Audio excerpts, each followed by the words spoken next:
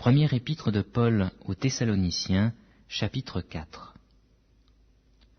Au reste, frères, puisque vous avez appris de nous comment vous devez vous conduire et plaire à Dieu, et que c'est là ce que vous faites, nous vous prions et nous vous conjurons, au nom du Seigneur Jésus-Christ, de marcher à cet égard de progrès en progrès. Vous savez en effet quels préceptes nous vous avons donnés de la part du Seigneur Jésus. Ce que Dieu veut, c'est votre sanctification. C'est que vous vous absteniez de l'impudicité. C'est que chacun de vous sache posséder son corps dans la sainteté et l'honnêteté, sans vous livrer à une convoitise passionnée, comme font les païens qui ne connaissent pas Dieu. C'est que personne n'use envers son frère de fraude et de cupidité dans les affaires, parce que le Seigneur tire vengeance de toutes ces choses, comme nous vous l'avons déjà dit et attesté. Car Dieu ne nous a pas appelés à l'impureté, mais à la sanctification. Celui donc qui rejette ces préceptes ne rejette pas un homme, mais Dieu, qui vous a aussi donné son Saint-Esprit.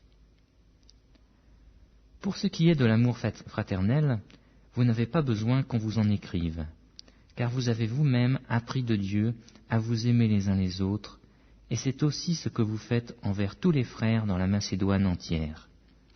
Mais nous vous exhortons, frères, à abonder toujours plus dans cet amour, et à mettre votre honneur à vivre tranquille, à vous occuper de vos propres affaires et à travailler de vos mains, comme nous vous l'avons recommandé, en sorte que vous vous conduisiez honnêtement envers ceux du dehors et que vous n'ayez besoin de personne.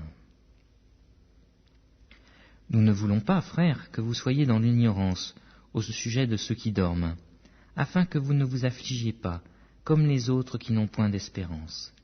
Car si nous croyons que Jésus est mort et qu'il est ressuscité, croyons aussi que Dieu ramènera par Jésus et avec lui ceux qui sont morts.